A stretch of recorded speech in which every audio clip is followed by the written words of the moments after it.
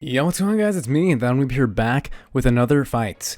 And as the title says, today we will be having a bit of a different type of fight. Instead of a 1 versus 1, we'll be having a country versus country. The one and only Sorcerer King Ainz Ool Gown from the series Overlord versus Rimuru Tempest, the true Demon Lord and the Chancellor of the Jura Tempest Federation. In today's fight, I'll be explaining to you the skills, abilities, and resources of both sides, including their allies, as well as any possible planning and political movements that might be involved within the two nations potentially being at war, as well as a potential fight between 1 versus 1 of Ainz versus Rimuru himself. Being as I've already used almost an entire minute of my time just explaining this, let's get right into it. Starting off with the Sorcerer Kingdom, Ainz Ool Gown. Not even including the aid of Enri's humongous goblin army, with over 30,000 highly leveled goblin troops, making Enri's army alone the third most powerful in the world of the new world that Ainz's story takes place in.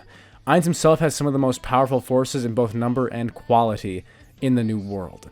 His strongest trump cards in a military situation are his strategists, Demiurge and Albedo. These two NPCs were created within the Great Tomb of Nazarick.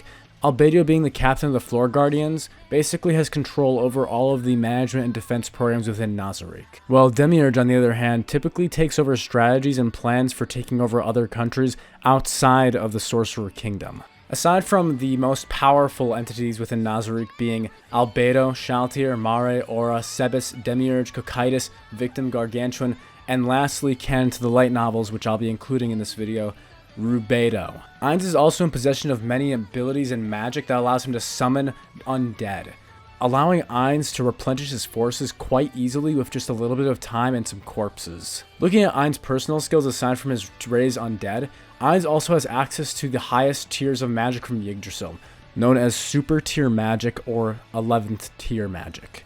The magic in the world of Overlord is heavily based on Dungeons and Dragons, with Super Tier Magic being known as being in the realm of the gods, according to Fluter, who is one of the most knowledgeable on magic within the new world. Fluter Paladin being one to guide 6 generations of emperors through the Baharuf Empire. Some of Ainz's Super Tier spells have been shown, like Fallen Down or the Dark Young, where he can kill a huge amount of people, over 170,000 with a single spell. Ainz, also having multiple class skills and being an Overlord and an Undead, has access to True Death Magic, meaning he can block revival skills on anyone who he uses True Death on. Ainz has also demonstrated the ability to use magic to control time, this mostly being shown off within his 1 versus 1 battle with Gaz of Stronov as the strongest head warrior of the Riestes Kingdom. Above all, though, Ainz's most powerful items within his arsenal are called world-class items.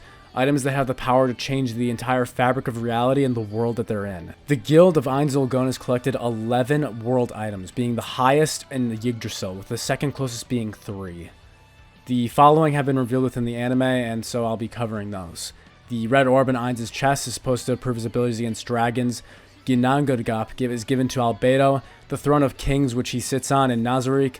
Avarice and Selfless, Hyphaesis Chalice, Billion Blades, depiction of nature and society, as well as 2 shown but unnamed 1 of 20s in the Treasury. 1 of 20 are single-use world-class items from Yggdrasil. They are a 20 specific items so powerful that they break upon use. Now, moving over from Ainz over to the Jura Tempest Federation, Rimuru has access to a wide variety of races to access his forces. Specifically goblins, direwolves, ogres, Kishin, orcs, and hundreds of thousands of other monsters that live within the forest. Rimuru's greatest military assets, though, come from his guardian commanders, Benimaru, Soe, Hakuro, Shuna, Diablo, Shion, as well as, of course, Veldora. Politically, Rimuru has many allies, including the Dwarven Kingdom of Dwargon, the Thane Council State, the Kingdom of Blumund, the Beast Kingdom of Urazania, and of course the Destroyer Milimnava, with Ainz having his own allies, of course, being control over the lands that were once the Riestes Kingdom, having a vassal state of the Baharuf Empire, as well as having a good relationship with the Holy Council State. In terms of skills, Rimuru has access to hundreds of skills and magic. This, of course, being due to the 2 unique skills he earned when he was reincarnated, being Predator and Great Sage. The development of these 2 skills specifically has given him his most greatest and powerful skills within the ultimate form of power in Tensura, known as Ultimate Skills.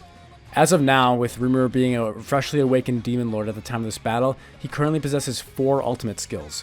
Lord of Wisdom, Raphael; Lord of Vows, Uriel; Lord of Storms, Storm Dragon, Veldora; Lord of Gluttony, Beelzebul. Some other factors that contribute to Rimuru's strength would be him alongside being a true Demon Lord, which grants him immortality and resistances to all types of magic.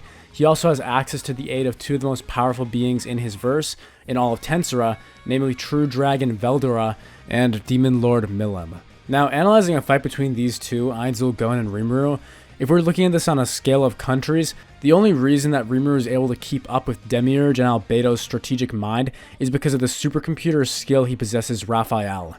Raphael being so incredibly powerful, it was able to turn up the ability to calculate multiple dimensions in unlimited imprisonment. Unlimited imprisonment being said to be a skill that folds multiple realities over one another several million times. This being so complex that it took Great Sage, an inferior version of the skill, almost months to 2 years just to predict some progress on it, with it only taking Raphael mere seconds after awakening as a true Demon Lord. Ultimately, if a battle were to come between the two countries, I believe that the strategic fight between Raphael, Albedo, and Demiurge would be a sight for everyone to watch. Although, in terms of actual strategic value, I would have to give this over to Demiurge and giving it the point to Ainz. If we were looking at pure calculation standpoints, then Raphael blows Nazarick out of the water with its prowess, skill, and speed. However, in an actual war tactic, I believe that Benimaru and his skill, Commander, would actually have a much more helpful effect on Rimuru's forces if they were battling against the forces of Nazarick. The real trouble when it comes to a fight between Rimuru and Ainz is how ultimate skills would interact against things such as world-class items. While the forces of Nazarick have much greater number, as well as power within certain individuals, I think that Rimuru's Megiddo skill that he used to attain Demon Lord status would be able to farm through most of the undead and basically kill almost all of Ainz's forces except for his guardians and himself. Anyway, the main reason that Ainz has been able to sweep through the New World in his own anime Overlord so easily is because of the level cap difference that he has come to find.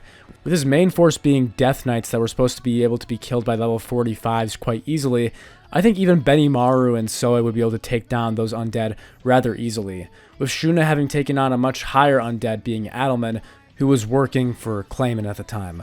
Anyhow, I would have to say that I believe Nazarick's forces, once they got serious, would probably decimate the Jura Tempest Federation, with the Guardians completely outmatching those like Benimaru and Soe, even Hakuro and Shuna and Shion, even Diablo probably getting overpowered by the forces of Sebas going into his dragon form, and particularly Rubedo and Shaltir. Rubedo and Shaltir having even higher prowess in terms of combat potential than Ainz. Ultimately, after what we've seen with the Qualgoa and Shaltir being able to handle such a high number, I think it's fair to say that just Shaltir and Rubedo alone would probably be able to melt through Rimuru's forces. But of course, what everyone's here been waiting for is what an actual fight between Ainz and Rimuru would look like. Ainz would probably be adding all of his effects like greater resistances and his counter magic against holy magic and flame, anything that's effective against undead. Ainz could use a time stop spell to try and kill Rimuru. But I really don't know how True Death magic would actually work on Rimuru, or if it would even have any effect at all, considering he's immortal, and also he has infinite regeneration. So even if he used something like Grasp Heart on Rimuru's slime body, I'm pretty sure it wouldn't even have a physical damaging effect on Rimuru. And not to mention, if he tried to do anything that would affect his spirit or soul, Rimuru also has soul resistances as well after he evolved into a true Demon Lord. As such, I think even with time spells, which have been proven effective against Rimuru, I don't think Ainz, unless he's able to use a world-class item within Time Stop, is able to do any real damage to Rimuru. While Rimuru's overall forces are much weaker than Nazarick, I would say, Rimuru himself is just insane. The scaling between Tensura and Overlord is crazy. But the real challenge here is depicting how ultimate skills would interact with world-class items. Would Raphael even be able to calculate world-class items or how they work? Would he be able to use Beelzebub to absorb the effect of a world-class item? Those are the kind of questions that make this sort of scenario improbable, unlikely, and ultimately pointless. Something Stan Lee once said is that whoever's writing is basically going to make who they want to win. So let's say that Ainz uses nature, a depiction of society, is able to trap Rimuru in some dimension.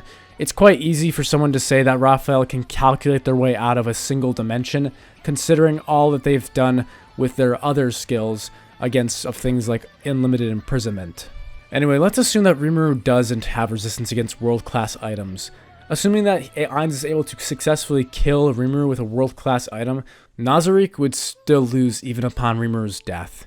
The moment Rimuru would somehow even die, Ainz would get completely obliterated by Demon Lord Milim as well as Veldora, with true dragons being the most powerful beings in all of Tensura, being on a level so incomprehensibly compared to Overlord, it makes the Dragon Lords from Overlord look weak. But for the sake of things, let's assume that Milim and Veldora have no way of interacting, which is impossible because ultimate skills allow Rimuru to summon Veldora directly to him, but let's forget about that. Rimuru's insane regenerative ability, as well as just using Beelzebub to absorb any magic attacks that aren't world-class items, or Ainz using time stop magic. I think so long as Rimuru could even survive a few attacks from Ainz, just using Raphael, he'd be able to analyze all of Ainz' skills, just being able to use Beelzebub to absorb him.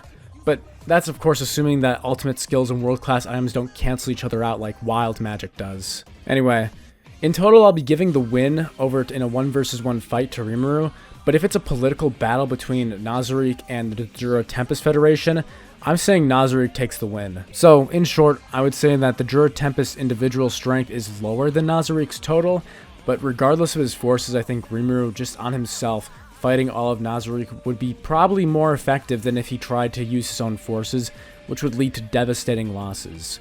So in a 1 versus 1 fight, I'm giving it to Rimuru. But if we're having Nazarick versus the Jura Tempest Federation, Nazarick wins.